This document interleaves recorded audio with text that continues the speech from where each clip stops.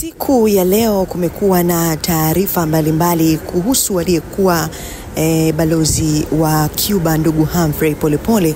Utakumbuka kwenye mitandao ya kijamii inasemekana kwamba ndugu Humphrey Polepole ametekwa. Mpaka hivi sasa tunazungumzwa, kuna baadhi ya tovuti mbalimbali zimekuwa zikieleza hivyo, hasa ile klipu ama video ambayo inasemekana kwamba kaka yake ndo alikuwa akizungumza. Sasa jeshi la polisi limeamua kutoa taarifa kwa upande wao kupitia ukurasa wake wa Instagram. Hiyo hapo ni taarifa kwa umma ambayo imetolewa Jamhuri ya Muungano wa Tanzania, Wizara ya Mambo ya Ndani ya Nchi, Jeshi la Polisi Tanzania. Hii ni taarifa kwa umma.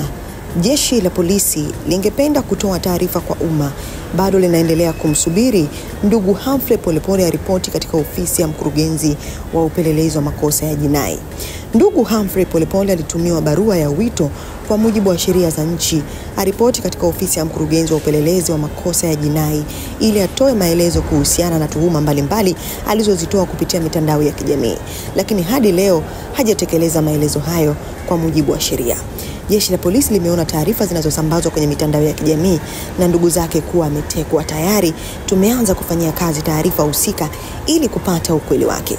Imetolewa na msemaji wa Jeshi la Polisi makao makuu ya polisi Dodoma, Tanzania. Sasa kimsingi ni kwamba siku ya leo Jeshi la Polisi limekwisha kutoa taarifa yake kuhusiana na yale ambayo yamekuwa yakiendelea kwenye mitandao ya kijamii, na wao wameamua kuingilia kati swala hilo, ikiwa tu wamekiri kwamba wameona pia ndugu zake wamekuwa wakisema kwenye mitandao ya kijamii. Kuna video moja ambayo ina trend kwenye mitandao ya kijamii inamuonyesha inasemekana ambaye amejitambulisha kama yeye ni kaka mtu ama kaka wa Polepole, anasema kwamba kaka yake amekamatwa usiku wa leo, alikuwa akizungumza.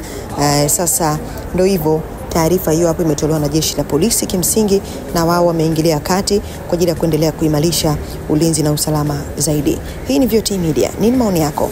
Tumechangamka.